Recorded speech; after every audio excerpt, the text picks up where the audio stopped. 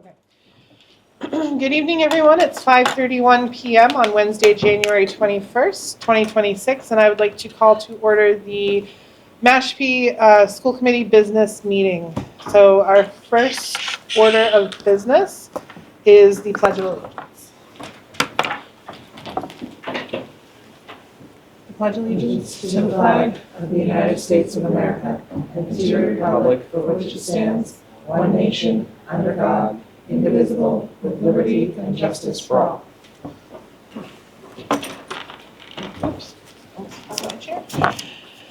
The Mashpee Public Schools recognize and honor the many generations of Wampanoag people who live and have been sustained in this territory for more than 10,000 years.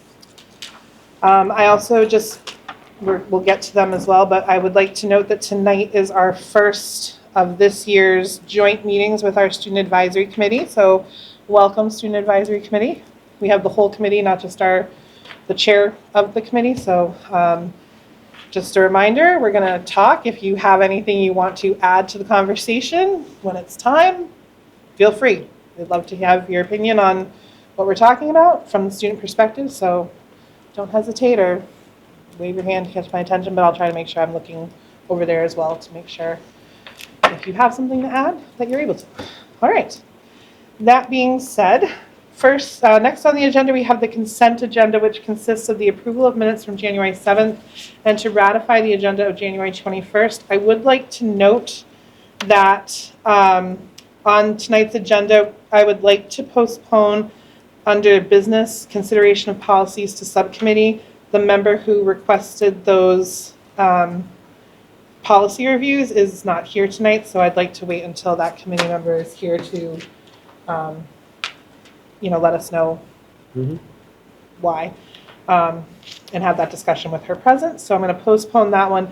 I also would like to move, if this is okay with the committee, I'd like to move the subcommittee report to just before the school committee's discussion and vote on the FY27 budget, just because I feel like it's a little disjointed because we'll have already voted on the budget and that subcommittee, or I'm sorry, working group. I keep calling it a subcommittee, but it's a working group.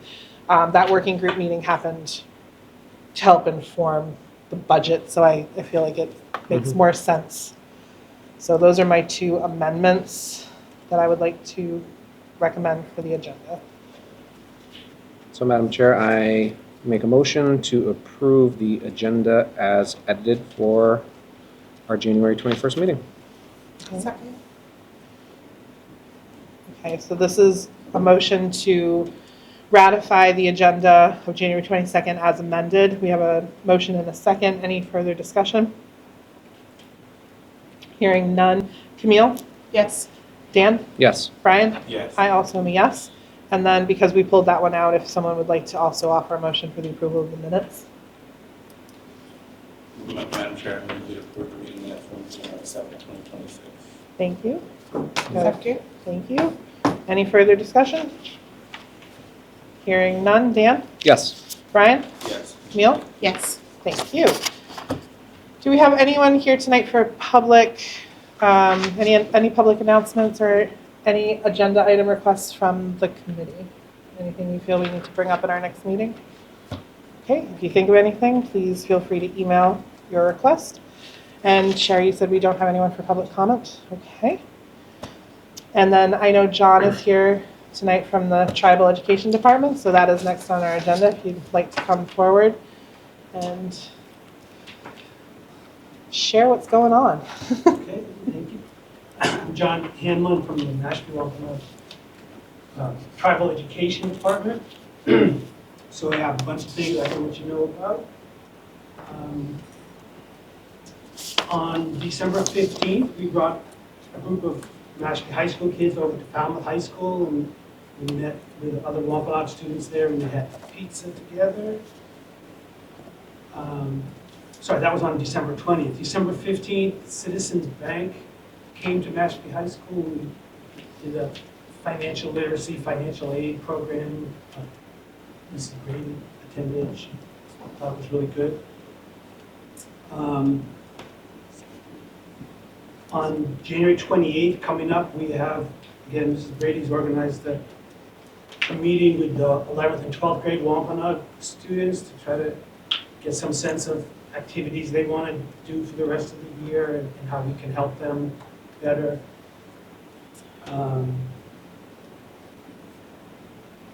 We're currently working on the third year of a 5-year grant. It's a Native American teacher retention grant serving Mashpee, Falmouth, and Barnstable. We have 16 teachers and working on 4 new recruits. Of the 16 teachers currently involved, 2 are Mashpee Public School teachers and 4 are teachers at the Tribal Reading School. We are looking for a coordinator for that program, or program manager, Brad Lopes, who was doing that previously. He took a job with his tribe in Aquinnah. So that's vacant, so I'm kind of covering in, filling in for that. We're also looking for an administrative assistant to work on that grant. We have a partnership meeting coming up with Falmouth Public Schools on February 3rd. We have a couple programs up in the works, hopefully. In February, the 7th and 8th grade in Provincetown has a teacher who is from Alaska, and she's connected with one of the tribes there, and they've been doing some letter writing and things. So I'm going to try to organize a Zoom with our 7th and 8th graders, with their 7th and 8th graders. And March 3rd, planning in the Indian Head Room to do a program on technical education. Lincoln Tech is going to come down and talk about different trades that are available to high school graduates. In April, we're planning to go to Fitchburg State. They're having a Future Educators Day. Hopefully we'll be able to bring some kids, Wampanoag as well as other kids, if we can get schools field trip approved for that. And that'll go along with our grant, our teacher grant. Starting yesterday, Brad and I are teaching a course on Introduction to Indigenous Education through Cape Cod Community College. So it's dual enrollment for high school students through a grant from the college that's free to all high school students. It's 3 college credits. It's online, asynchronous, so students can get in and out of it as they need to. They don't need to miss any school to attend. Currently, we have 3 Mashpee High School students enrolled, 1 of whom is Wampanoag. Kitty and Darius's groups, the Daughters of Tradition and the Tribal Boys, are going to be starting up again this month in the Quashnet School after-school program. And then the last thing I'll mention is we got a new small grant from the Cape Cod Foundation called the Building Native Youth Resiliency Fund. And I want to give credit to the funders, but it's a really long name. Ernest Michael Helides and Evelyn Ponticos Helides Education Fund. And they've given us a limited amount of funds so that we are able to right now offer driver's education again to Wampanoag students. We're able to provide help paying for enrichment activities or sports activities that students need financial assistance to pay for. We can offer additional tutoring, and we can offer $250 per student for 8th grade students for the deposit that's required for their trip to Washington, D.C. So those are on a limited basis, so kind of first come, first. And that's my list. Anybody have any questions? I just had one quick one. Backing up to the teacher retention grant. I know that when students graduate from a school, there's like a survey they take so many years out, like where you kind of get a sense of like what they're majoring in. Do you ever get that information and then reach out to any tribal students who might be in an education? And then is that how, I just want to clarify just for the grant, like is that something that is part of the work with that grant? Yeah, so most of the current members of that are people, there's 2 categories, pre-service and in-service. So most of them are in-service. They're teaching as teachers or their aides who want to become teachers. It's meant to support them. We definitely try to reach out to students who are in college and see if they're studying, that would be considered pre-service. And even graduates, we don't really have a formal way to survey them, but, through just word of mouth and other connections within the track that grant is out there. So we're hoping to recruit students in that part of their life, as well as high school students. So of the 4 new recruits that I'm working on, 2 are high school students at Barnstable High School who are graduating this year who want to study education. Excellent. That's great. Thanks for that extra information, and thanks for the report. It sounds like there's a lot going on and a lot of great opportunities coming up, and that 4Cs course, that's exciting. I'm glad that there's students taking advantage of that. So Yeah, we've got like 18 enrolled. that's amazing. Great. Great. Excellent. A lot of work. I'm sure. Yes. I did not think you were not a busy man. It sounds like you are very busy. But again, thank you for taking the time and sharing that with us. And we love having the share from the Tribal Education Department. Thanks for the invitation. Thank you. Thanks, John. Thanks, John. All right. So next on the agenda is the report from the Student Advisory Committee. And this is kind of our standing agenda item, but I don't know if, Kira, if you want to take the floor, if there's I don't know if you have things that you all want to talk about. This is kind of, we're going to shift a little bit over to your kind of to-do list or your agenda in a sense. So, yeah. Yeah, so we sort of laid out how we were going to go about doing this. So I'm just going to go over and give you guys like a timeline of what we've done this year. I feel like that would be really beneficial since we haven't had a joint meeting like this yet, just to sort of give like a refresher as like a group, the work that we've been doing and all the hard work that all of the members have put in this so far. And then we'll go into some specifics, and some of our members will talk about the certain things they've been working on. So we've been working on creating like a better perspective as a group. So everyone will be reporting on everything, and so we'll sort of go through that. So in the fall, which was like September through October, we sort of laid out the foundation for SAC and sent out our first surveys. So we held our first planning meetings, and each member established their goals for the year. So we mentioned that collaborative planning document that we filled out. And so from that document, we saw themes of increasing student voice, improving communication, and the need for more visibility of SAC. And then in November through December, we began to collect data from our surveys and pinpointing certain details to work on. So we designed and sent out a survey for MMHS on October 31st. And we sent out another survey for Quashnet, and we met with Principal Redmond for KCC because one of the things we wanted to work on this year was working towards like full district involvement with the Student Advisory Committee, since we also represent the other schools, even though we are like a group of high schoolers. So we wanted to make sure that we were addressing that, and we're still sort of working on that, and that will carry in through the rest of the year. We've also been meeting with Ms. Brady pretty frequently. And we determined the need for more surveying.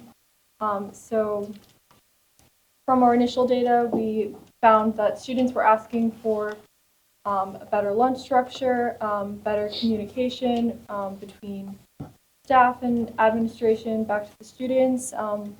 So different issues with that. The homeroom structure, academic stress, and then transportation and extracurricular access. And so then through January to the present, we took the survey data that we found in those main topics that I just discussed, and we decided to refine the survey and do some action planning to get better responses, since we only got 106 responses from our previous survey. We worked with Ms. Brady, and she suggested that we send out the survey on Friday during block 2, and it'll be a set time. And it will last until the end of the day. And we've also, some of our members have been working with the Mashpee Minute for more publicity, which we'll get to later, to ensure that we get a lot more numbers, and we can actually use the survey data to have more actionable steps. And so we use a check all that apply format, and so we use some of the questions that we got from the original survey, and we sort of made it easier for students to quickly fill out, and then we also included different sections for if they had anything else they'd like to suggest. So I'm first gonna let Tess take the floor and talk about the survey's purpose. She sort of worked on making sure there was no like redundancies since we were sending out a second survey and just clarifying that. Yeah, so for this survey, obviously the purpose is to get the student voice. So we kind of wanted to ensure that the students knew what our purpose was. So that we wanted to hear the student voices and take their ideas, concerns, complaints, desires, and kind of pick out a bunch of ways that we can figure out exactly what the students want. And then from the previous survey, we pinpointed the most mentioned concerns, and we kind of broke it down so that the students are able to pick out their most desired changes that they want to make. So yeah, that's the purpose. Hear the student voice. Thank you. Okay. And then Fernanda, she worked on adding all of our documents into the actual survey. Unfortunately, she wasn't able to make it, so I'll shortly sort of report on what she would have.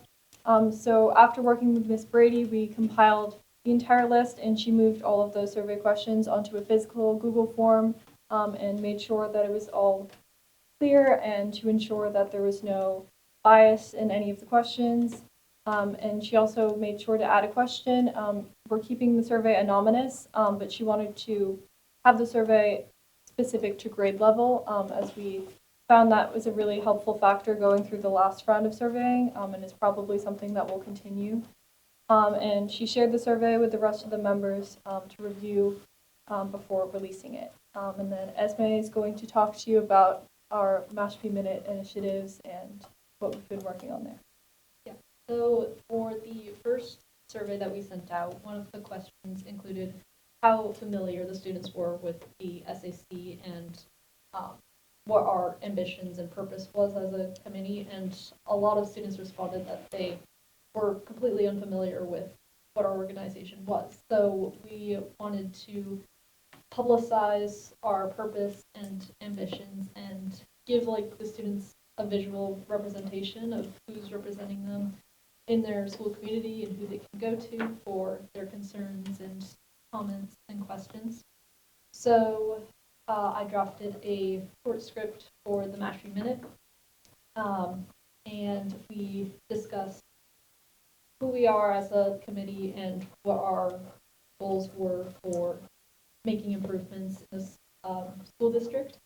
And we also used the opportunity of the media forums to publicize our survey, and we informed students of that we would send out a survey during block 2 on Friday so that they would be able to complete it, and we could hopefully receive more responses than the 106 that we received on the first survey. And we just filmed this segment today, and we'll release the video on Friday so that the survey can be publicized as well as students can become more familiar with our community. And lastly, we'll have Emma talk about continuing with that publicity, as we found that to be a really crucial aspect of Student Advisory Committee this year as we're growing and finally getting into it.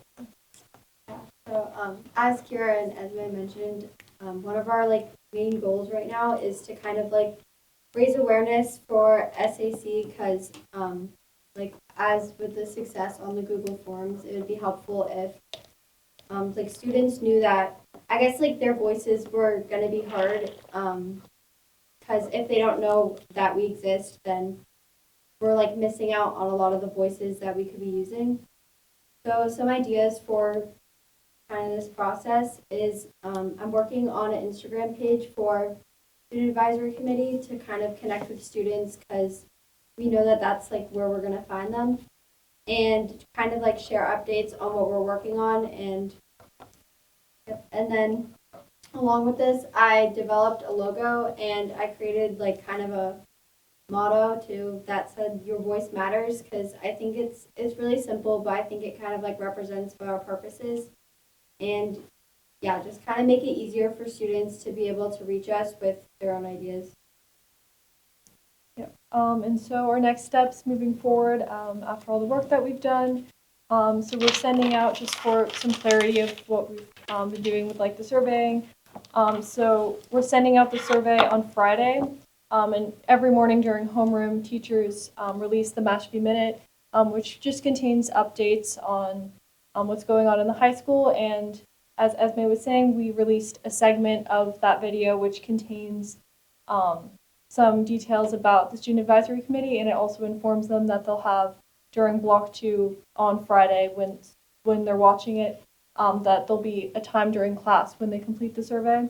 And we've been working with administration and Ms. Brady to ensure that that's all smooth. And so once it's sent out on Friday, we'll take all of the data from that survey and start to make strategic initiatives and action steps that meet the students' needs. Thank you all. Yes. Does anyone want to start? Anybody have any comments, questions? I guess mine is more of a comment. I know this is a fairly new concept, but I'm really proud of the work that you all are doing, and I can feel that it is student-led. You do have the support of your advisors and everyone, but this is really meaningful work. And I think we've been trying to work out, the kinks with this whole new process, but I think this is exactly what, was in mind when this was established, and proud of, all of the work that you were doing.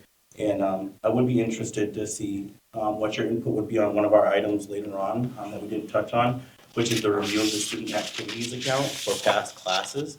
I really feel like some of that should come from the students and what the needs are that you see. And that's something that, I'd like to get a recommendation on if we could, whether that's in this meeting or we hold off on it for the next meeting. Because I do really think that you guys are the ones that are in the classrooms and with your peers and could probably speak to that better on, what your needs are. And I would be interested in feedback on that. But like I said, we could wait, but I appreciate it.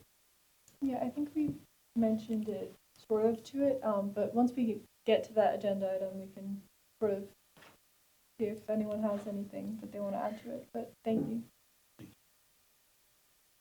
So kind of piggybacking off of that, and Brian kind of teed me up very nicely for that. I guess I want to echo his sentiment. You guys are doing some great work, and I'm really happy that we're moving in the right direction and things are starting to click into place. And I'm very excited for this because this has kind of been my pet project for the last couple of years. So I'm very excited to hear the steps and the progress you have made on this committee. So thank you, truly.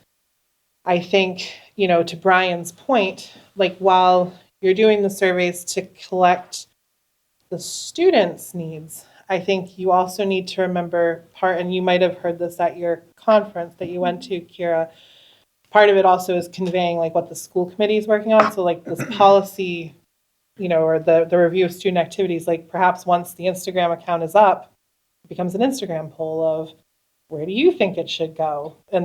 And collecting that kind of data that you can then bring back to us and say, hey, like we've got a couple policies that we're not talking about tonight, but we will be talking about in the future. So perhaps that's something you as the student advisory committee could put out to the student body and say, electronic devices, here's the current policy.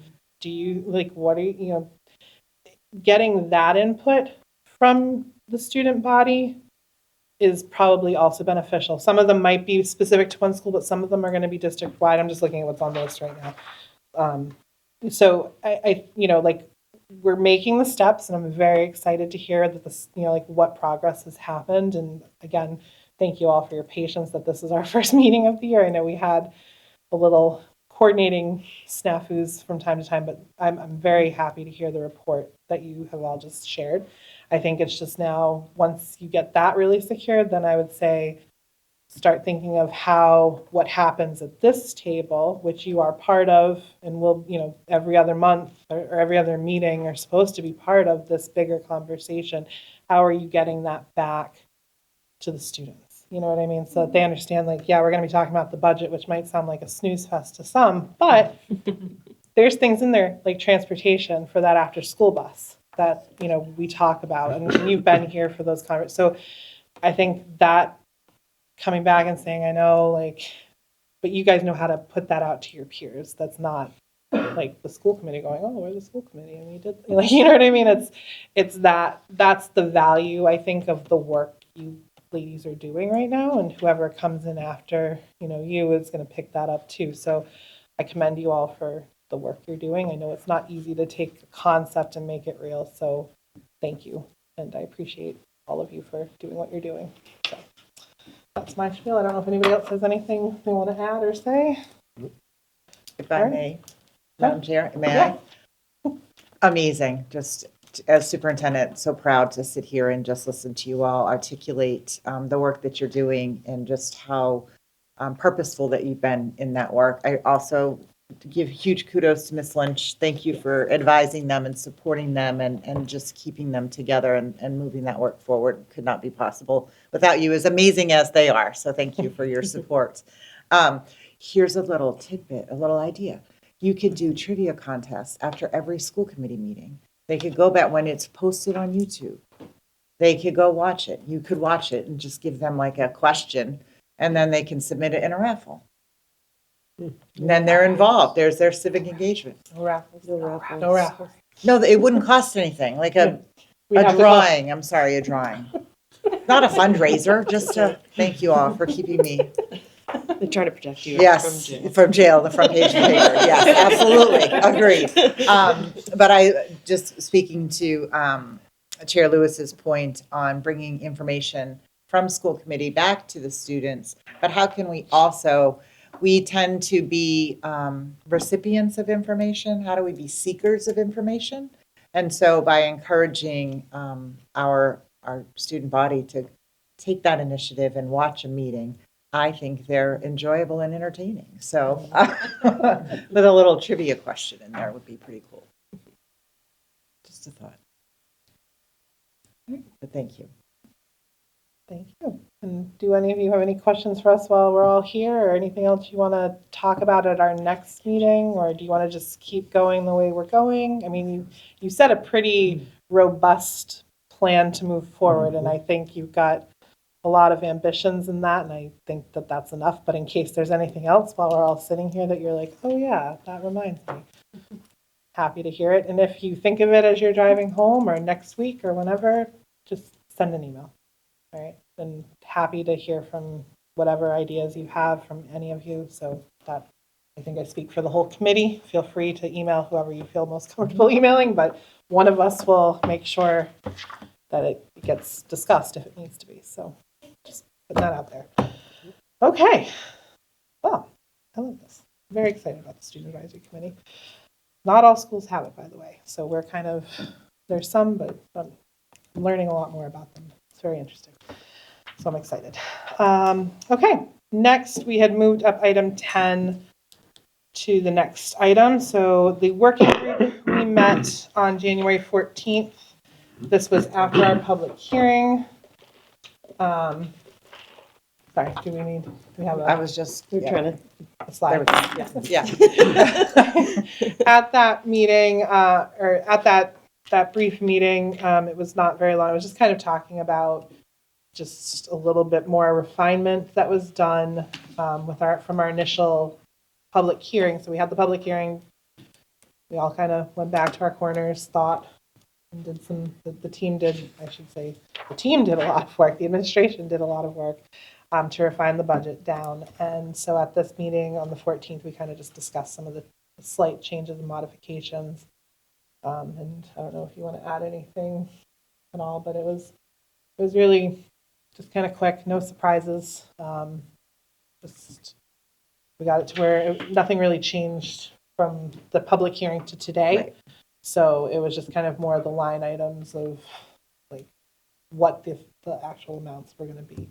And that's kind of what I think we're going to talk about right now, if I'm not mistaken. Yep. So we'll move into the school committee discussion and vote on FY27 budget. You can go to the next slide, Ms. Binsky, just as a quick recap. Initially, back in December, when we presented the proposed budget, we were at 8.3% over last year.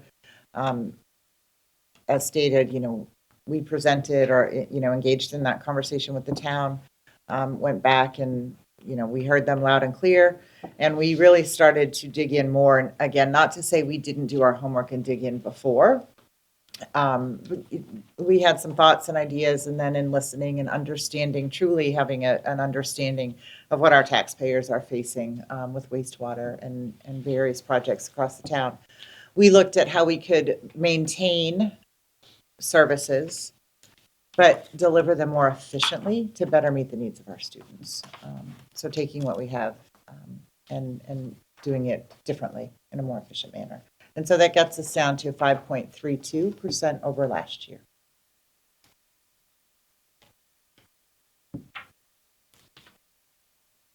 Anyone have any questions, comments? Like I said, there really wasn't a change. I'm just happy that, again, we were able to get to a point that the town was amenable from our understanding. Yes. So I think that in and of itself is a pretty big win for us. Yes. There's been years it hasn't always been so easy. So I'm happy about that. That being said, this is our time. We're going to adopt the budget if we so vote. So I will entertain a motion.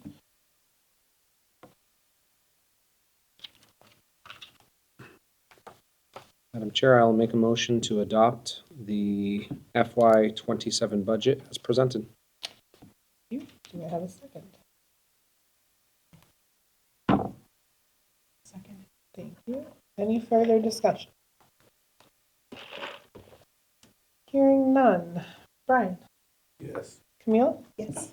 Dan? Yes. And I also am a yes. All right, we have a budget. Now, town meeting. Here we come. Yes.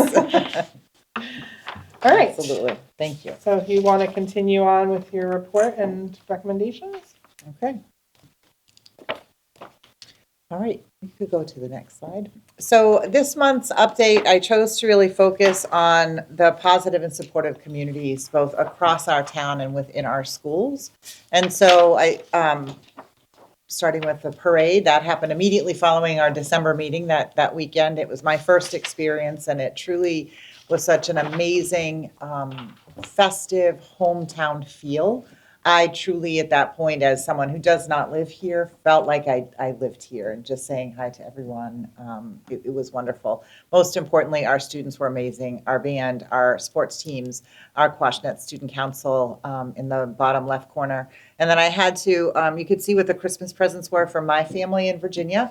So that is my brother, my nephew, my niece, and myself. If I look a little exhausted, it's because my niece and nephew are amazing and kept me very busy. But that was all of us in the Mashpee gear on Christmas Day. So I thought I'd share the Mashpee community far and wide. These are some upcoming events at our Coombs School. In the center there, you see one of our friends with balloons. That was Crazy Hair Day at the Coombs. All of our schools, as you'll see, engaged in different types of spirit weeks and different theme days. Upcoming at the Coombs, we have Math Night, which is not just a Coombs issue. That's our 100th day celebration. Pancakes and Pajamas, which sounds really fun to me because two things I love a lot. And especially breakfast for dinner, and the Kindness Spirit Week, which is always amazing to celebrate, which embeds our Falcon 5 and our Portrait of a Graduate competencies. At the Quashnet, you see a multitude of things here in the upper right, or upper left, pardon me, is just their themes from Spirit Week. They dress like their favorite character, TV show or book. They had obviously Mashpee Day, Tacky Tourist Day, which, some of that looked like I had dressed on the summer, so I wasn't sure how to take that. I really love the opportunities that our students get to work across schools. Students from Mashpee Middle High School came to Quashnet for a cross-age science field trip, and that's what many of the photos are that you see with our students working together. Really helps with that transition, and we're in talks to think of different ways to do transitions between both second and third and 6 and 7. And then Minute to Win It, you see in the bottom left, is just, I remember learning about it last year, and it really is a full school event where the students are playing games, but there's so much critical thinking and problem solving that goes into Minute to Win It. So it's very exciting. Another Spirit Week at Mashpee Middle High School. This was hilarious. I get so many pictures from, I don't think we use the term ugly sweater, maybe they do, but I think they're adorable sweaters.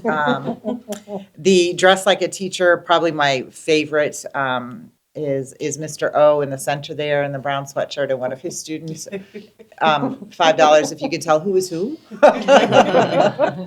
And the staff there really gets into it, and you truly can just see across the school and feel it across the school that they truly are such a connected community. And then even in that upper left corner, the 7th grade and 8th grade student governments, just thanking the staff at Mashpee Middle High School for the work that they do. And then finally, our robotics team, both at Quashnet and Mashpee Middle High School, and the advisors of that, just amazing. Our teams are doing such incredible work in their competitions and the awards that they're winning. And I'm really appreciative of members of our community that come in to support as volunteers and act as judges, and truly continue to just give of themselves all the time. And I have to say, I had the Yes. opportunity to go to that event, and it was phenomenal.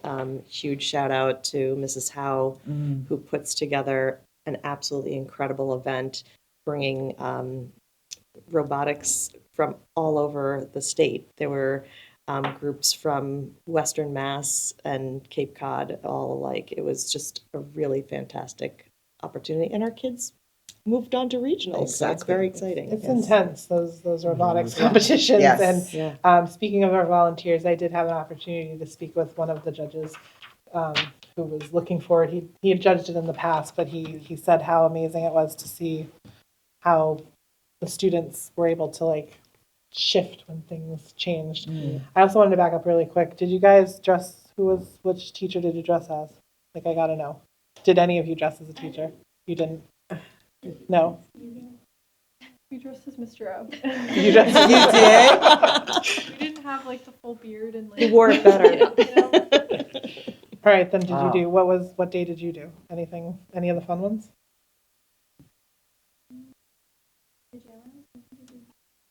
The pajama day does sound pretty. Yes, that does sound, yes. Yep. I think there were a few, I debated on whether or not to put the photos in of when the staff was dressed like the students.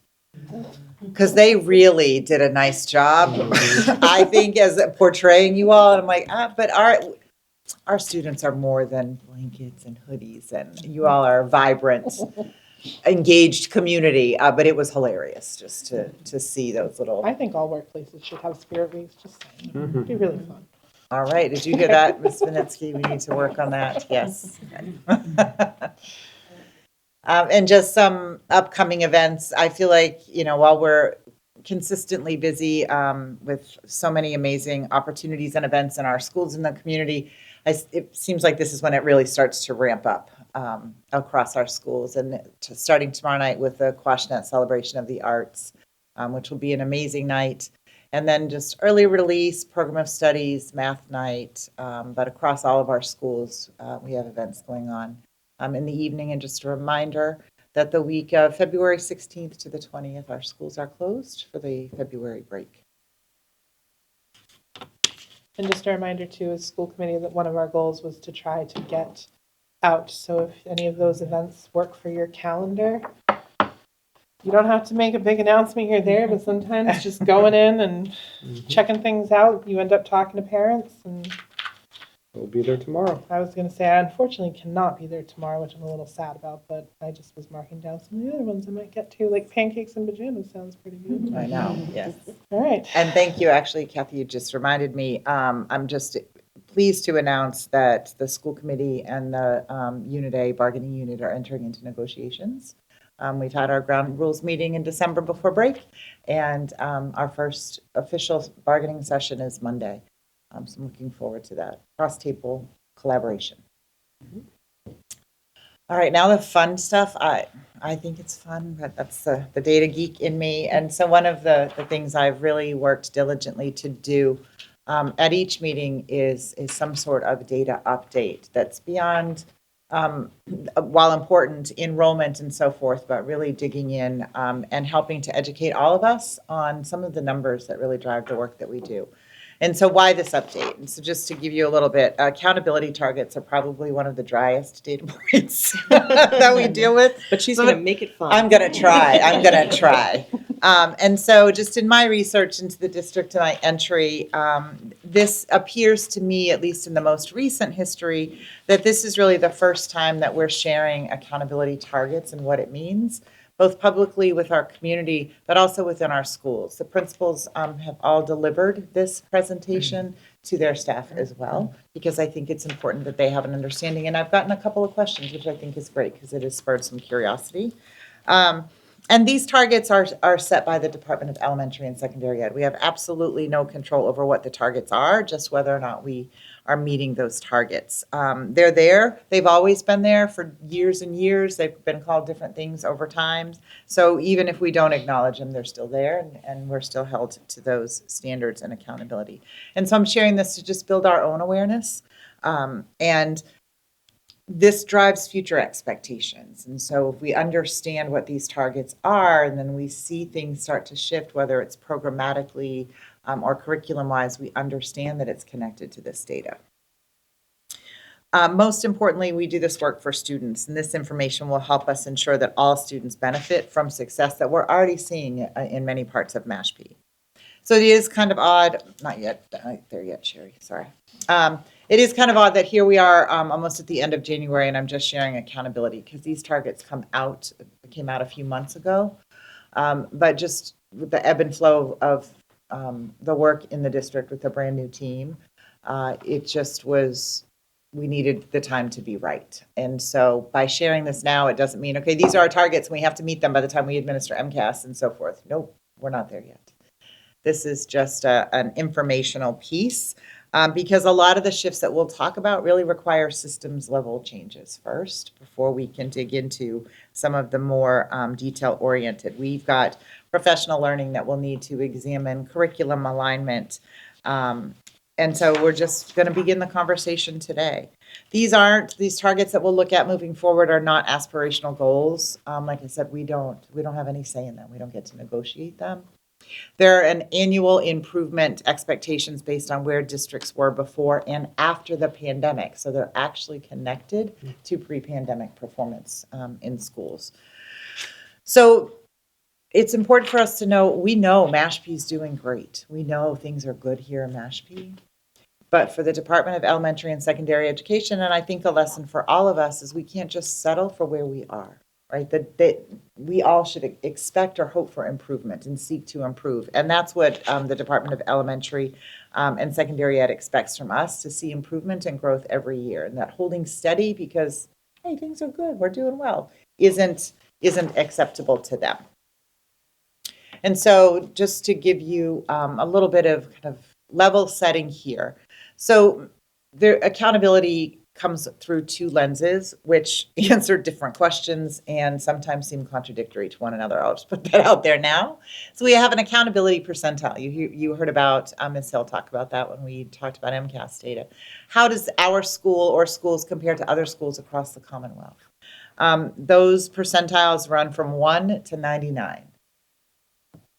The overall classification is whether or not a school or district has specific risk factors that require state attention. Not state takeover, not state intervention, just, hey, the state is noticing this, we need to pay closer attention to it based on the data. These percentiles are not grades in any way, shape, or form. They're not judgments. They're just, here's where you fall. It's a data point. And this overall, like I said, classification tells us that DESE says, according to the standards, you need some work.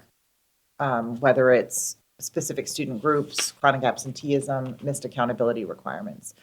So what you'll see shortly is that a school can be doing relatively well overall and still be flagged for requiring assistance, which happens to be the case. So what you see, I know you don't have to worry about the detail on here. These are just screen clippings of when you go to the Department of Elementary and Secondary Ed school profiles. You can look at the district and then you can drill down by schools in the district. And this is the front page of the accountability tab. It's not the landing page for a district or school, but this is where you find those overall classifications and accountability percentiles. Sure, you can go to the next one. So what are our numbers? So in the middle, overall, Mashpee Public Schools, we are not requiring assistance or intervention. They don't give us an accountability percentile as a district because it is more difficult to compare districts to one another because they're just so diverse in the 351 communities. Our progress towards our targets, meaning how we were performing pre-pandemic, we're making moderate progress. That's good. That's good. Quashnet Intermediate School, our accountability percentile is 31%. That's not a grade. Like if you got a homework paper or a project paper back and you scored a 31%, they would not feel good about that. This just says Quashnet Intermediate School is performing better than 31% of similar schools in the Commonwealth, similar grade configurations. The overall classification, they're not requiring assistance or intervention. Mashpee Middle High School is performing better than 74% of similarly configured schools in the Commonwealth. However, and we talked about this back in the fall, they do have a classification of requiring assistance or intervention. It's just for student groups. And we've looked at, it's about a participation rate, but as our numbers in student groups are so small that one student can skew that data. So we are taking that with a grain of salt here. We've dug into that. It's there though. It's in, it's public data. And so we are acknowledging that. We are not on any list for state intervention. We are meeting those baseline expectations and we're making progress, but we're not making progress at the pace that the state ultimately expects from year to year. That's what we need to look at. We're stable, we're not failing, but we're not finished improving. That's the key point here, is moving towards that improvement. We have room for it. There's no immediate state action. There's no crisis. I did have a teacher come to me last week, like, what does this mean? The state could come in. I'm like, no, we're not there. We're not close at all. This is just for informational purposes. We have to be aware of the numbers. Academically and on many indicators, Mashpee Middle High School performs better than most schools, as I mentioned. We've got those strengths. We have to be proud of them. We do try and highlight them as often as possible, but we're good overall does not mean that we're done and we can just rest on our laurels. So the big picture, what you're going to see as we go through the next few slides, is that most of the data in this presentation reflects the tested grades 3 through 10. But that doesn't mean our work at the Coombs is invisible. In fact, it's probably quite the opposite and the most critical. The accountability system assumes that early literacy and early numeracy are the foundation of learning across every district, and that everything follows and builds on that expectation, on that foundation. So the expectations that you're going to see as students progress through the grades are built on what happens pre-K to 2. But this doesn't mean we're doing test prep at pre-K to 2. It is still, play-based learning. It is still grounded in literacy and numeracy standards, but it really is about strong Tier 1 instruction, early literacy development, language development, early intervention. And that work is already happening at the Coombs with our oral language, our phonological awareness, vocabulary, attendance habits, and early intervention systems. Our grade 3 preschool, grade 4 pre-K are examples of those intervention systems. So our takeaway for the Coombs as we look at this data is both urgency and affirmation. The work our teachers and leaders do determines whether or not later recovery is possible, and that's the state that we're in. As I mentioned, no one is asking us to respond to grade level targets that don't apply to our students. So we're not asking teachers and leaders at the Coombs to respond to grade 3 targets. We're saying, do the work that is required of you at that level so that when students are at grade 3, they're on grade level. When we move into the grade 3 to 6 span at Quashnet, that's where state accountability, the rubber meets the road, particularly literacy, math, and attendance. The data tells us that we're still on a recovery path in several areas, hence that 31% accountability rating. It doesn't mean instruction's failing, but it does mean that our recovery is not complete. As we've been in classrooms and observing instruction, these targets also assume that tier 1 instruction is strong and in place and that there is protected intervention time. We have work to do in those areas, but that's not uncommon. But it's not just about instruction in the classroom, and we'll see that shortly. At the secondary level at MMHS, accountability includes achievement, growth, attendance, graduation, and access to high-level courses, and looking at those student groups. It's much broader than just grade 10 MCAS or grade 8 MCAS. This accountability that we're looking at, we know does not fully capture the complexity of students with disabilities and English learners, particularly in small districts like Mashpee. We talked about those achievement gaps December, I think. So this accountability doesn't fully capture those nuances. And those, many of our student groups fall into multiple groups as well. So the purpose, again, of sharing this data is to really bring that coherence and understanding so that we know how the state is measuring progress, as opposed to, well, hey, things are great. The state's not here, we're fine, everything is good. Okay. I just want to credit AI. When you give them a concept and say, I'd like a visual that supports this. And so our student success and accountability is like a stool, a four-legged stool. ELA, math, attendance, and growth are really the legs of that stool that is holding up our student success and accountability. Imagine if one of the legs in your chair is weak, you're going to wobble a little. It's not going to feel very comfortable. And so our entire student success rests on that. So we want to make sure we're looking at all four legs. So our most urgent priority, as you've heard us saying, it's one of my student goals, is early literacy. We've been talking about literacy. When Ms. Hill shared our MCAS data, we noticed that writing is a particularly weak area in our student performance. And so I want to point out that our 2025 baseline average scaled score across grades 3 through 8 in ELA is 490.6. The base of meeting expectations is a score of 500. So a score of 490 is on the higher end of partially meeting expectations. The target for 2026 is to increase to 493.2. As I mentioned, I'm not here to say we've got to get this done and meet these targets because it's January and you have until April when the MCAS is given. We're just not there yet. We have to build in systems, but the first step is to have the knowledge that these numbers exist and that these targets exist, and we have something to work towards. And so, as I mentioned, some of the key points, we're not yet at pre-pandemic achievement. We need to improve annually, but we have to put systems in place to ensure that improvement is achievable. We know we have the staff, we know we have the students in the community. We've got that. Now it's what supports do all of them need to do that.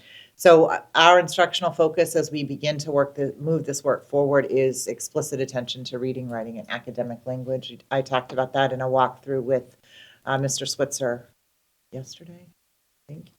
So strong tier 1 literacy instruction across grades pre-K to 8, and we're seeing that. Protected data-driven intervention, not just, Johnny's not paying attention, so we should try something else. But what data do we have? And progress monitoring throughout the year, which we do here. Now it's okay, we're monitoring it, but what are we doing about it would be the next step. Grade 10 ELA is a different story.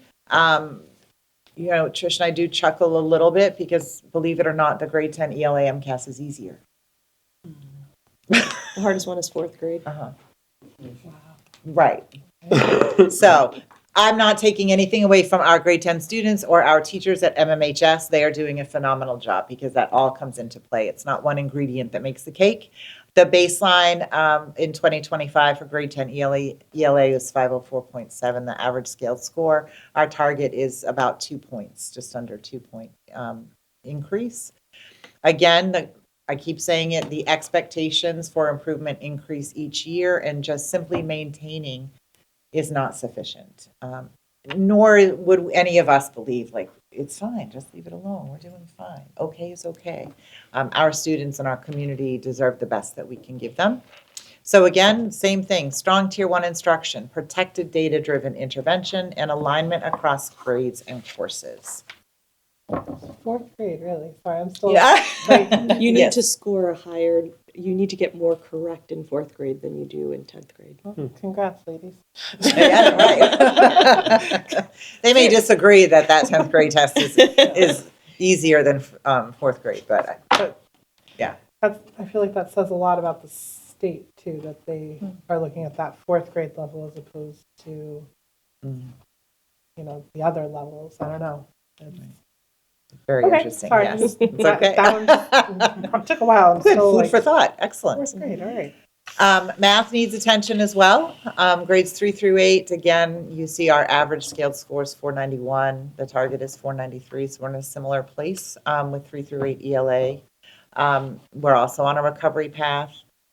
It's middle school math. I'll talk a little more about that shortly. That really shows the lowest baseline.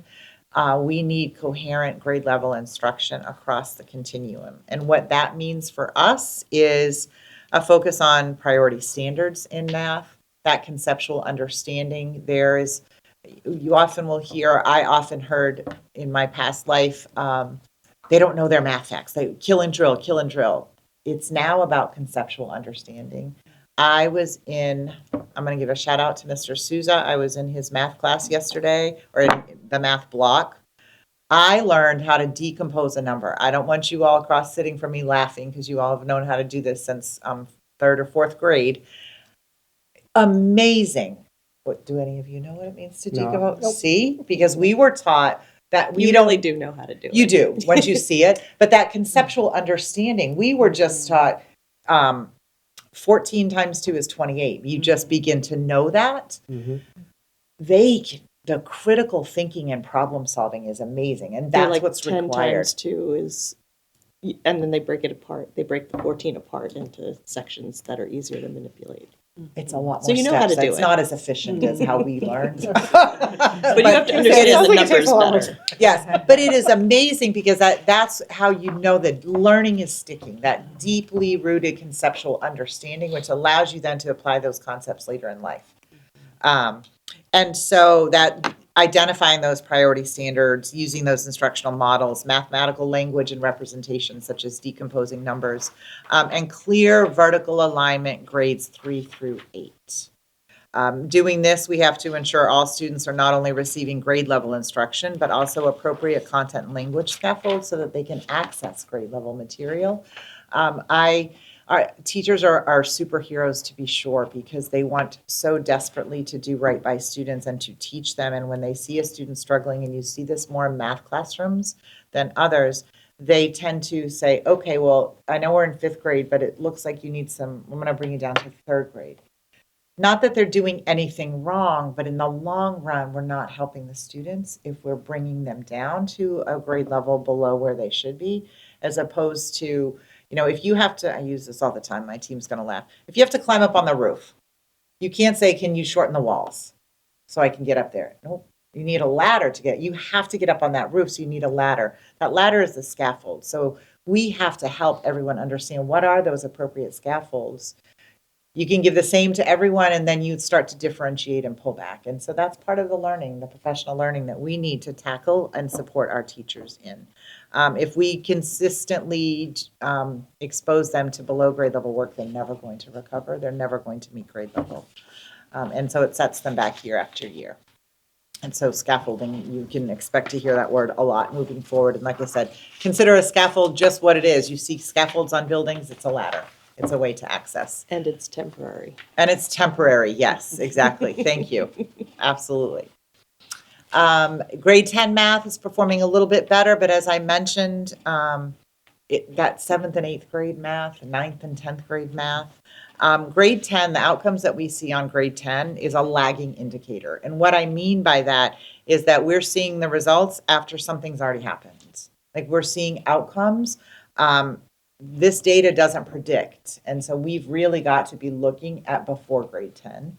What do our students need? And so really getting that alignment, especially 7 through 10, in math will be helpful. You'll see the recurring theme throughout this about strong Tier 1 instruction, appropriate scaffolds, grade level, curriculum, progress monitoring, so that we're catching those students. And I can assure you, those things are already happening, but we're seeing them maybe in pockets and not with fidelity and in a consistent manner. And so we'll get there. Like I said, we have a very solid foundation. This is not a doom and gloom in any way, shape, or form. Chronic absenteeism, a third leg of that stool. It is tracked separately from academics, but you can't outperform absenteeism. You cannot do it. Attendance is foundational to learning. As we know, if you're not there, you can't learn. Our academic recovery goals and grades pre-K to 8 can't be met if a large portion of our students aren't attending school. And as you can see in grades 1 through 8, we have a 20% chronic absenteeism rate. So that's higher than we're seeing in grades 9 through 12, which is still high at 13. And so we want to work on reducing those. The students most affected are our high needs, low income students, students with disabilities, English learners, and students who are already struggling academically because you see a lot of avoidance behaviors when they're already struggling academically. And then that anxiety kicks in. I've already missed 5 classes in a row. I can't go in now. I'm going to be lost. I'm going to be embarrassed. You see that happening a lot more at the high school level. And that's where we're going to widen the achievement gaps and slow recovery if we don't do targeted attendance intervention. And we're working on that. We're looking at some systems and platforms. Question on, students with disabilities, I always kind of feel that one's a little unfair because I guess my question is, does the state, I know they look at it as absent is absent, doesn't matter who, how, what, when, or why. I know, what was it, 2 last year? Last year we had a student who had a medical condition, Right. was hospitalized, and got the letter that they had to go. Yes. To me, that's wild because they were in a hospital bed. Right. Getting life-saving Right. medical treatment. Right. I guess I look at it as a school committee, is there any way to get through to DESE that I feel like that category of students it stands out in such a way, and I understand the student needs to be in the classroom to learn, but I also look at it as there could be physical, mental. Absolutely. If we're looking at the whole student and there is a medical reason, Yes. I guess that one always just sticks a And- little not right with me because I don't know how that's fair. And I looking at that group, there's lots of overlap for some of those students Yes. too. Right. And it's just, I don't know. I guess my mind's kind of thinking, how do we get DESE to lighten up a little? I could go down a whole rabbit hole on Because- if they give us appropriate funding to support the whole student, as they keep saying, then we can ensure that we are better equipped to meet social emotional needs, to meet those medical needs, to a build something point, but- into that chronic absenteeism that if a student with a chronic illness, Right. And so one of the things, I'm sorry, Go ahead. one of the things that I've been doing is meeting with the principals to find out what their current processes are. And so we can restructure the practices that we follow and code student absences appropriately. So, for example, a counselor could look at the students who are out and know, okay, this student we know has had the flu and has a documented note and has been out for 5 days, versus we have a student who's been out for 5 days and nobody knows why. So even though the state doesn't acknowledge a difference, we want to be able to acknowledge that difference in how we work with a family and how we support that student when they're coming back in from whether it is an illness or whether they were struggling to get to school for another reason that was beyond their control. So our policies will reflect that type of sensitivity to families, even though the states and the law doesn't change. We can still change the way we respond to it. you wanna- Just speaking as the SPED director, of course, there's issues with the ways we collect and interpret data all day. That's a topic in and of itself. But we do have a bulleted list of marginalized students up there, and there is an accessibility issue, regardless of, Yep. how absentee data is being collected. And I think we have to look at that in terms of the way that we're including and making education accessible to students who come into our schools, regardless of which, box that they fit into, so that they can access grade level curriculum. And to that point then too, I guess I also want to circle back to that last bullet point of students already struggling academically. And I guess, I'd be interested, and it doesn't have to be now, you can do it in an email to me. So I guess I'm just curious, how are those students identified? Is it the teacher reaching out to guidance? Is it, because having had a student who struggled, had a very rough particular year one year, and thankfully we've come out of it, but there was not as much communication, and maybe that's part of the communication piece. But I guess I'm just curious, how are we identifying those students? And I'm assuming that outreach is going to be different, but going back to that comment about having the funding to do what we want to do to help all the students, I guess that last group is kind of almost separate. I mean, yes, again, there's overlap potentially, but then there's also just students who aren't connecting in the way they need to, or hitting that barrier where they were brought down from grade 7 math to grade 4 math because the teacher was just like, well, looks like you just need to regress a little, and that sets them back, and then they give up and they're like, I'm done.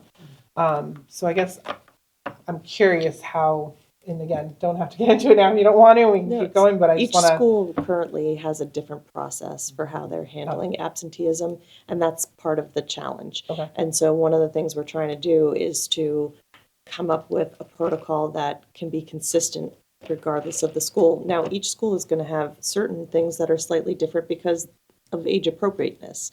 And so we're also looking at a particular tool that would help teachers and counselors and administrators process that information and work together as a team on how to approach it. But we want to build in a particular protocol that all schools would follow. I also, one of the phrases you'll start to hear me say as we move forward and plan for next year is this idea of shared responsibility. Because, I'm learning and hearing a lot that the leadership should fix things.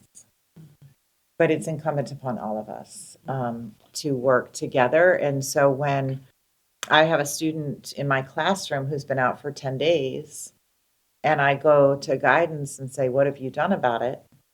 My colleagues should look at me and say, what have you done about it? And so we all have to hold that there's weight, going to be that right? parent, and I appreciate that, and I agree. It's not just one person. I think to your point, yes, It's a team approach. It's a team approach, yeah. but I guess my concern is sometimes parts of the team might not be incorporated the way, and hearing what you just said, that and makes sense. that's why you need a protocol, Yep. and that's why you need a consistent Okay. practice, so everybody's clear about what their role is as a member of that team, and when they step in. So it's not a matter of like, oh, I thought you called, oh, I thought you did that. So we want to get where everybody's super clear about like, okay, my role as a classroom teacher is X. My role as a counselor is Y. This is when I step in, and this is when administration steps in. This is how we're monitoring it as a group. So you want to lay all that stuff out very clearly so no student falls through the cracks. Right. And an additional layer on that is not just the role clarity, but just like there's tiered interventions in academics, there's tiered interventions in absenteeism response. Yeah. Right. So there's the proactive steps that we take with all students to promote them coming in the door every day and feeling like they're there and they belong and can be successful. And then we need to tier it up from there and use data.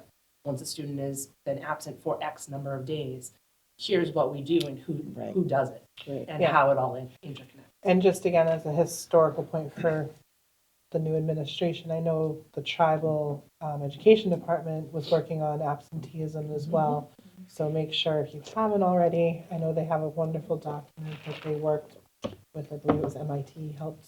I know there was the justice piece, but there was also the absenteeism. It was the It's on the truancy. DBLT agenda for Just want to make for sure that Friday. that's on It your is, radar actually. because It's a already on lot of the work list. went into that, and It's I on there. know Yep. Miss Roxanne worked very diligently with amazing, her yes. team. And we Mm. talked to- about it at the last quarterly meeting. As Yes. long as it's on your radar, that's, I just want, It is, there's yes. that's a whole separate Yep. thing too, because of the whole Yes. education. Absolutely, yes, So- it is.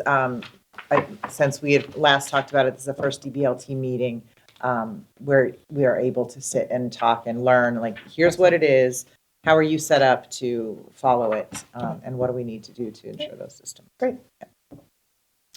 All right, and then just again, continuing with our student groups and those opportunity gaps that we've talked about before, accountability data does not fully show, again, these gaps that we know exist. What's interesting to me from this standpoint, which I believe is the way we really should be looking at student performance data to best meet the needs of our students, is that the progress for student groups, they're measuring student A's progress over time. Whereas grade 3 data, like your accountability target, is based on this year's fourth graders. But it's this year's third graders that are held to meet that standard. That's apples to oranges to me. And so when we look at data, or at least when I look at data, what I like to do is that cohort, looking at the students who took STAR reading in the fall. I only want to see data for those same students at the middle of the year, because then I'm comparing student to student. Where are we seeing growth, as opposed to just this whole group and you don't know, there's those discrepancies in data. What I find especially, or one of the things I find especially important in looking at our student groups, is that just because some are doing well doesn't mean we cannot, or we just don't focus on those who are not. And that's what kind of one of my wonderings in this role is, looking at, for example, a 74% accountability rating for Mashpee Middle High School is great. But what are we not looking at? Are we acknowledging those gaps? Are we putting those interventions in place? What are we doing to address those students who are not yet there, and ensuring they have the supports? And again, this accountability data does not fully, to Dr. Benner's point, capture the complexities of our student groups, especially where some student groups fall into multiple categories, and there's additional supports that are there.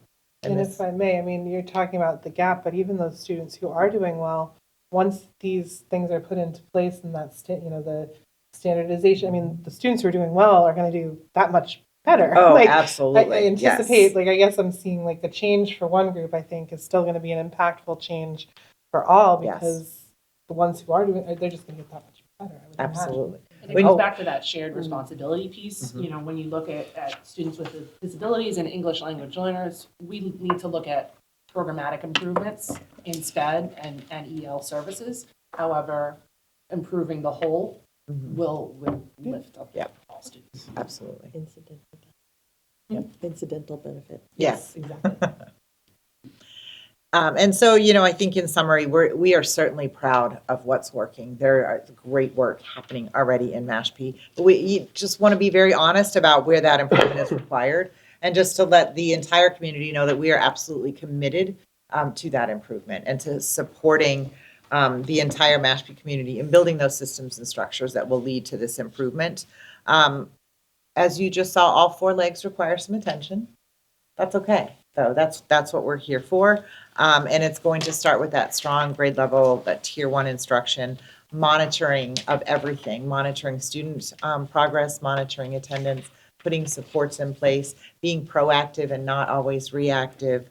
And so today was really just about being transparent of where we are as a district, and starting to develop that shared understanding of this data and what it means to us. And so that, again, you're not surprised when we start to, our strategic plan starts to be developed, and we start to put some things in place that is all connected to how our students are doing and what they need.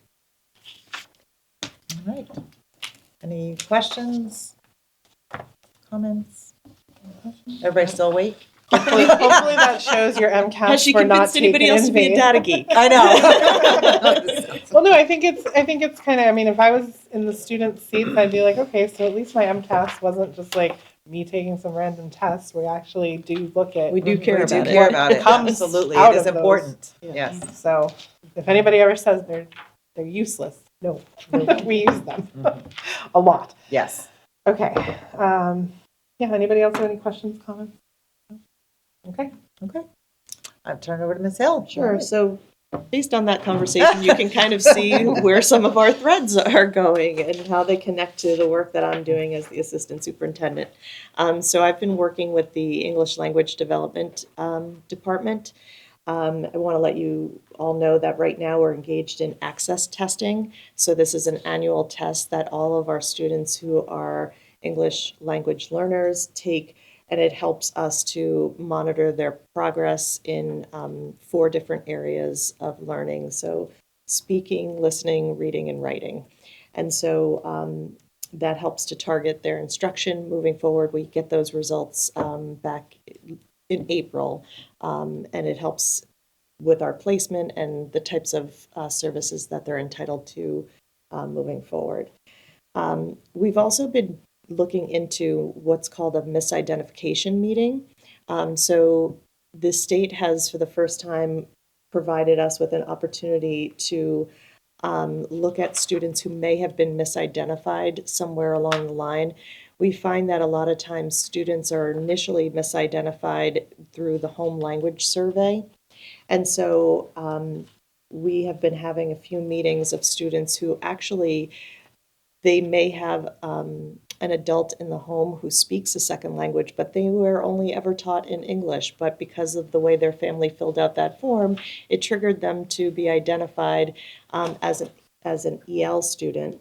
And because of that, sometimes they've been getting services pushed into the classroom. Sometimes they've had services where they've been pulled out of the classroom when they shouldn't have been pulled out of the classroom. And they've all had to take the access test, which is a test that they wouldn't have to take if they weren't identified as an L, which is time lost on learning. So thankfully, the state has created this new process that allows us to correct that misidentification. And so far, we've had 5 of those meetings of students, and it was really because of how the home language survey was filled out. And thankfully, we now have that process to correct that.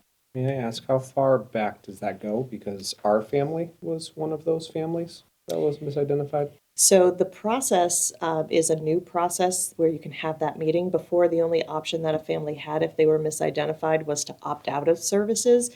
However, even if you opt out of services, you're still required to take the access test. And so that was kind of frustrating to some families. So this just allows students to really be where they need to be. And so it's also sort of forcing us to take a look at our own internal processes to see how that mistake was happening. A lot of times it was really just a clerical piece where the parent really wasn't clear on what the form was asking them, and there was no follow-up conversation with the family to say, tell us what this looks like in practice. So we're writing protocols. I'm a big protocol gal. She's a big data person. I'm the big protocol person. So I've been writing protocols to kind of help solidify that process so we sort of have that checking piece in there. That ties into our district audit. Every district is audited every 6 years. So next year is our audit cycle. We're being audited next year. Again, it's not anything bad. It's a typical routine that all school districts go through. But what we're doing this year with the team is we're actually taking them through the audit items and looking to see what are they going to be asking us for? Do we have that documentation? What does our practice currently look like? Do we all have the same understanding of that practice? So we're doing that every month where there's like 16 different items that they look at or categories that they look at, and we've been taking 2 of them each month in our meetings to kind of process through. It does not mean that when we have that audit that we'll get 100%. There are things that are not in existence or things that need to be tightened up. over time, but it's helping us to identify it earlier. So some things we can put into place prior to the audit, and other things we're going to be able to say, no, we are not there yet, but here's the progress we're making. So one of them is the misidentification piece. I'm also working on my doctorate right now as in conjunction with Northeastern University, and I'm working on my dissertation and practices on trust in special education. So I just wanted to update all of you on how that piece is going. So for this research, what we are doing is we're engaging families who have children on IEPs, and I've held 3 different focus groups with families from each of the 3 different levels, as well as a few solo interviews for people who couldn't make the focus groups. And I've been getting a lot of really great information from these families about how trust has either been built over time or where places where trust has been broken. And so now the next phase of that research is actually working with educators to take those things that were good and make them systematic, or systemic, sorry, is the word I was looking for, and take the things that need to be shored up and building in action plans on how to do that. So I've already met with the related service providers, and I'll be meeting with groups of special educators over the next week to build those action plans. It sort of reflects our process that we're using for our district strategic plan. So I'll be giving you guys a deeper dive into that information when we wrap up the research, but it's been really fantastic work, and it's been a great way to hear the voices of the families who are most directly impacted. And I want to thank Dr. Benner and Dr. Connors for their support, as well as the building principals for helping me move that forward. Another thing I've been working on as part of a team is we've been working on the preschool, pre-K, and kindergarten registration. So we've been meeting weekly with Dr. Benner, Dr. Connors, Jane Redman, the principal of KCC, and we've included Stacy Skakel, we've included Sean, thank you, and we've also included the admin assistant who's helping with that process. So we've been really pulling together the team to sort of, again, create protocols and practices that regardless of who comes in, the system can be maintained. One of the challenges that we had obviously this year was that the entire KCC main office changed. And so trying to find the protocols that had been used in the past was challenging. And so trying to make sure that everybody who's part of this process has a clear understanding of what they're doing, and that we're making sure that we're communicating with parents in short bursts that are able to be processed instead of saying, here's everything you need to know. We're giving it to them in bite-sized chunks so they know this is what's happening now. We're going to give you a preview of what's happening next, and now you're getting another communication that tells you the next step and with a preview of what's going to come next. So we've been working really well together on that. So we have, we have registration opens for those early childhood programs on the 30th of this month, and it stays open till April 1st. And then we do screenings, developmental screenings for students in May. So we're really excited about how that process is going to unfold this year. I also wanted to update you on some work I've been doing with the Tribal Education Department, particularly with Janelle Carey, who oversees the tutoring program. I had a wonderful opportunity to meet with Janelle and share some of our data that we have through Open Architects, as well as be able to target the students who have been taking part in the tutoring program, and been able to show her some data points in a lot of different areas in terms of academics, behavioral data in terms of any disciplinary data, looking at did I say absenteeism already? I'm sorry. Absenteeism. And so showing her how you can take that information, share it with the tutors, and look at what does that particular student need support in. So perfect example, we had 2 different students. We pulled up their profiles. One of them we noticed, okay, the student was doing really well behaviorally, and then this year they had a spike. So we know we need to dig into that and have a conversation with that student, say, what's getting in the way for you in school and how can we support you in that? So the tutor would have that conversation with that particular student, but with another student, we might have seen that they were struggling specifically in one subject area, and that conversation that they have and the supports for that student are totally different. Instead of just saying, go to tutoring, we can start to look at the individual child and what they need by looking at these sort of data sheets that give us a snapshot of that child's school experience. So really excited that Janelle has been so excited about getting into this, and she's starting to have meetings with each of the tutors at the 3 schools to help them look at that information to target what they're working on with our tribal students. So really excited about seeing how that develops over time. And then professional development planning that we've been doing. As you were hearing Dr. Connors talk about some of the areas that we need support in, those have been the targets this year. Each of the schools, their school improvement plans have been lining up with our gap year plan. And so as you look in our PD that we're doing over February and March, you're going to see that KCC is focusing on reading, Quashnet's working on their writing, and the NEASC continues to be the focus at the middle high school.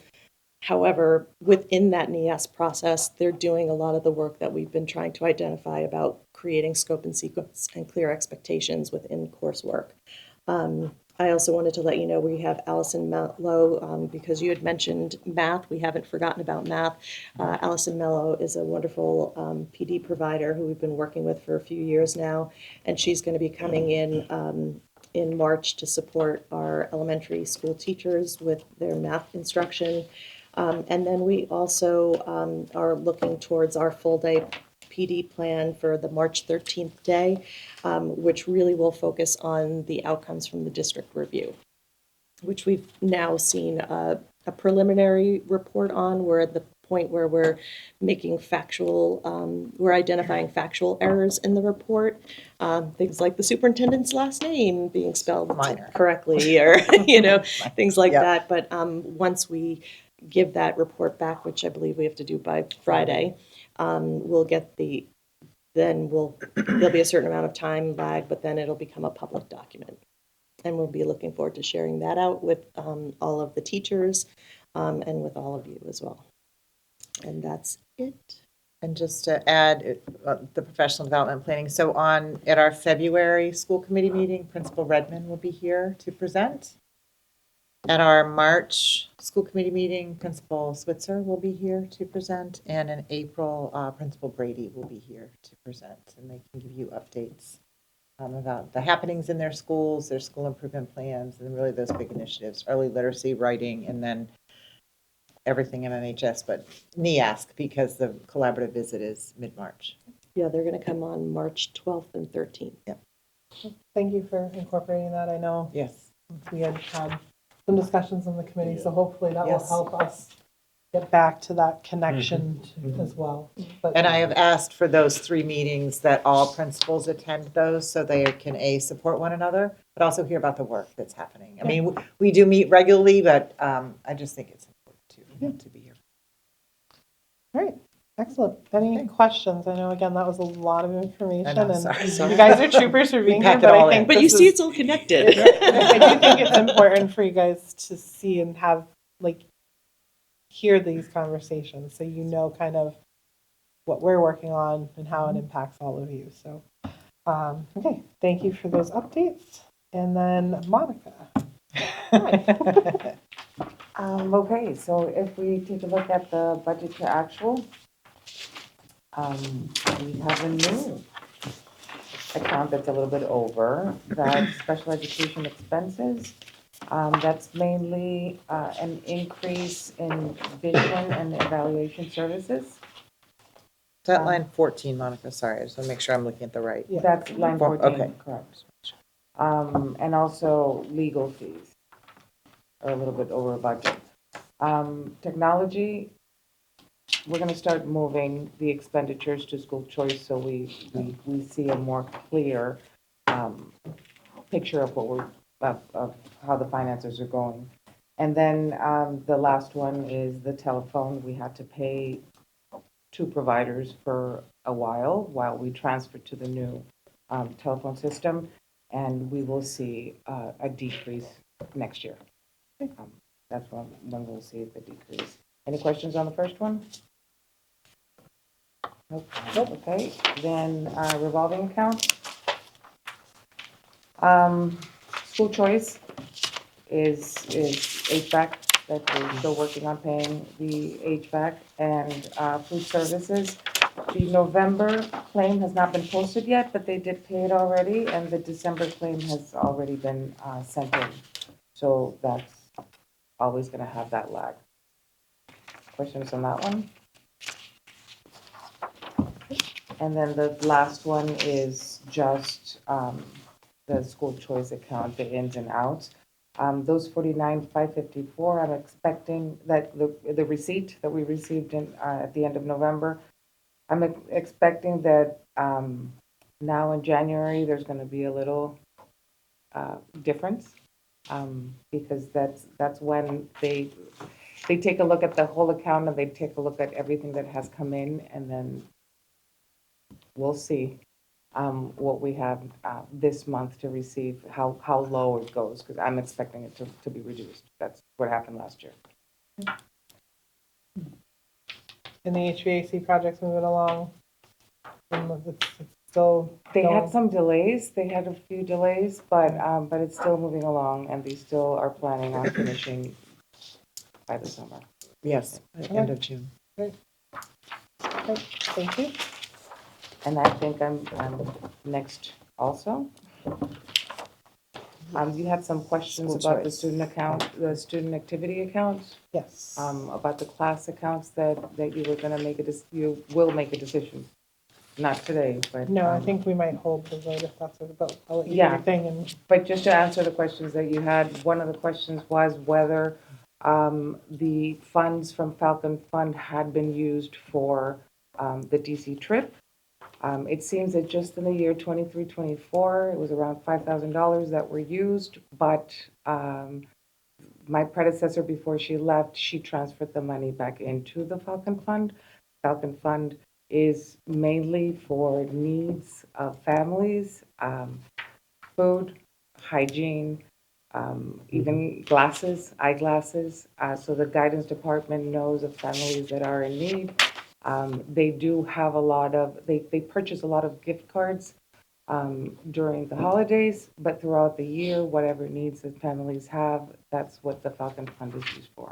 So sometimes there's field trips that students don't go to or can't go to, but they are local, not the DC trip. There's also prom.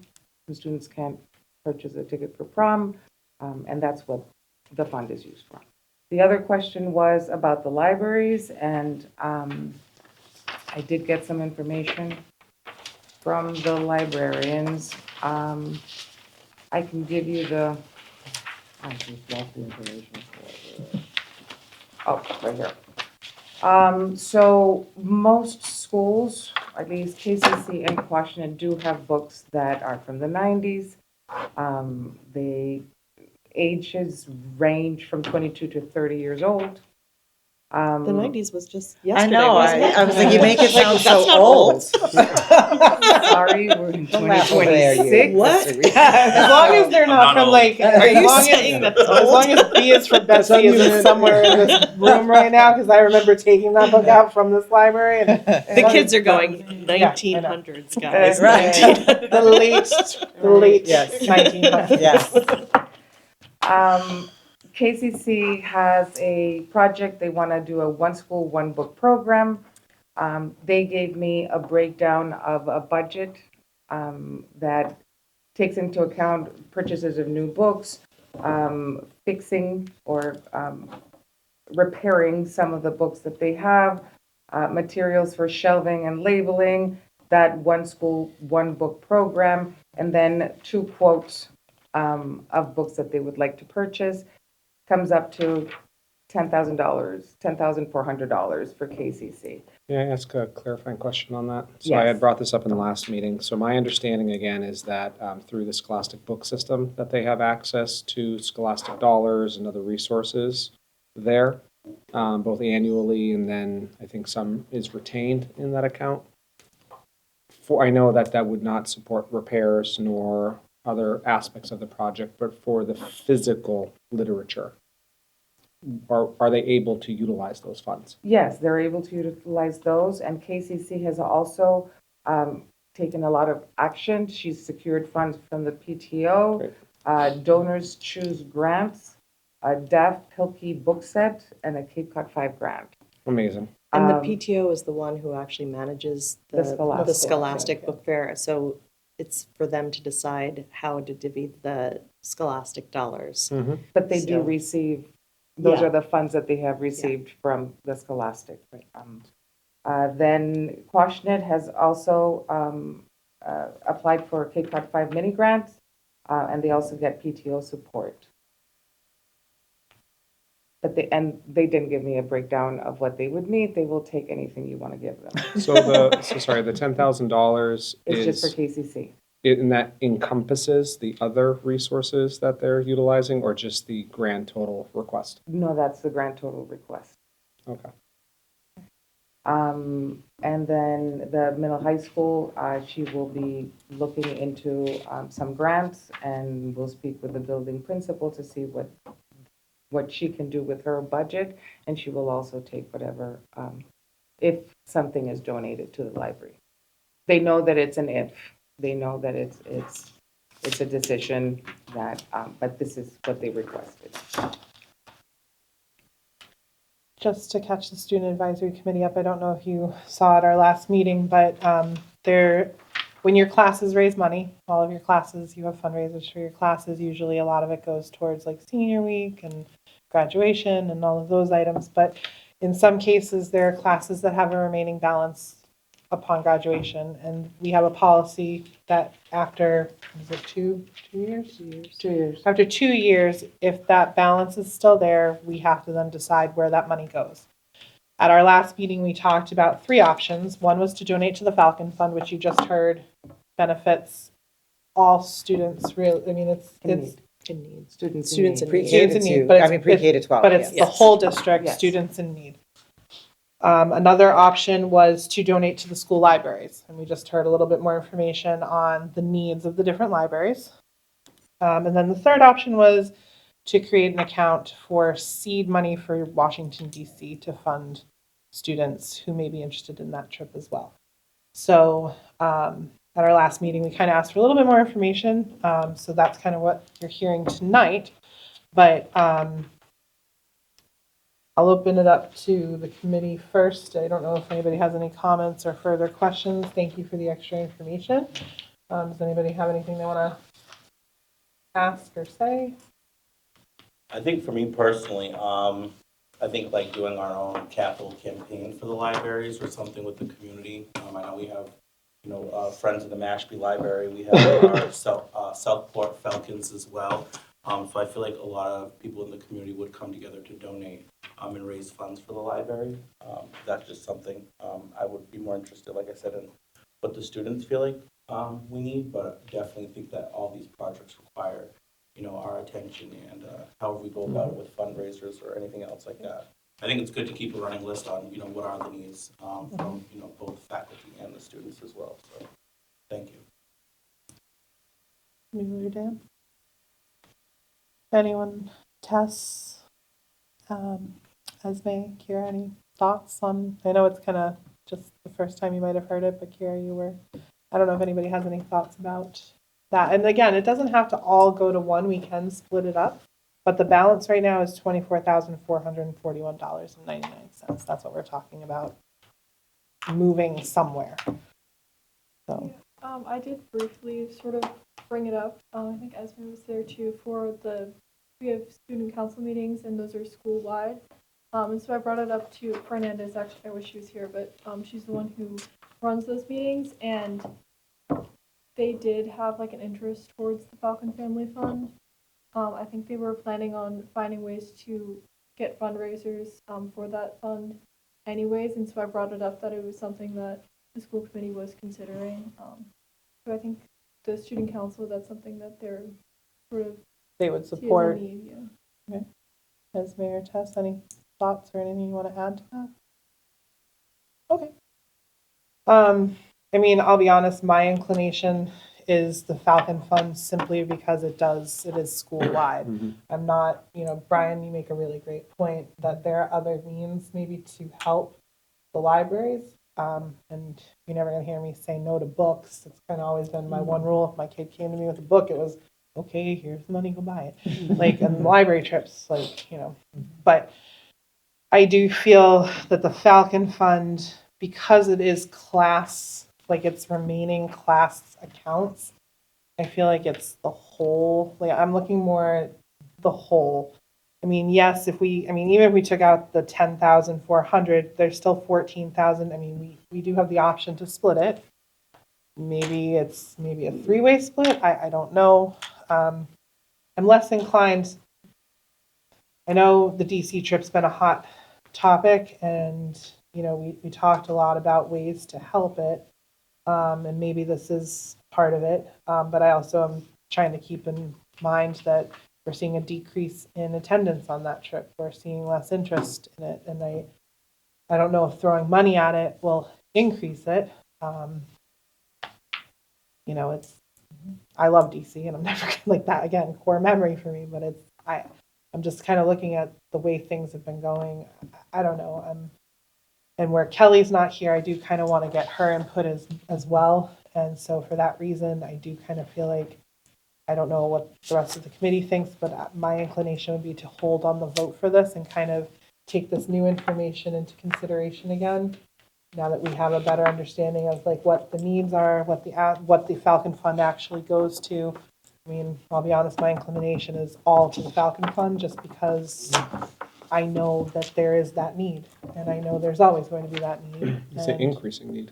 And it's an increasing need. And knowing that it covers, not just food, but like medical, like, just my own personal experiences of when I was a kid and needed glasses, like that, had that been in existence then, could have been different. You know what I mean? It's so, and maybe that's coloring my opinion of it, but I guess I'm looking too that it's K to 12. It's not just one grade. It's not just one school. It's any family in our district.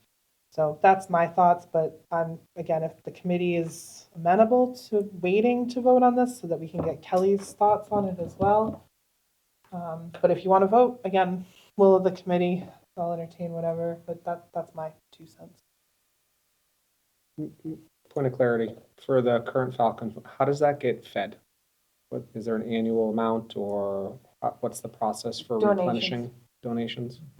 And year over year, do we have a sense of how much has been in that account, or is it? No, I don't. But I can get you that information. I'm just interested to know, to see what our kind of baseline is year over year, and, would a significant add to that kind of sustain the needed change, and is it something that may have a longer term impact if it's a large amount that can be carried year over year? Brian, can you any last thoughts before we? You don't have to. You can. I'm fine with putting a motion out there I support the decision based upon the feedback from the Student Advisory Committee. And I don't know, it seems sometimes we don't really have a full table sometimes when we vote, so I might be here today, but not tomorrow. So again, I'll entertain whatever. I am all right. open. Then, So, Madam Chair, I make a motion that we move the class account balances $24,441.99 to be donated to the Falcon Fund. all right, we have a motion. Do we have a second? I'll second. All right, we have a motion and a second. Any further discussion? Okay, hearing none. Dan, we'll start with you. I'm a yes. Brian? Yes. Camille? Yes. And I also am a yes. All right.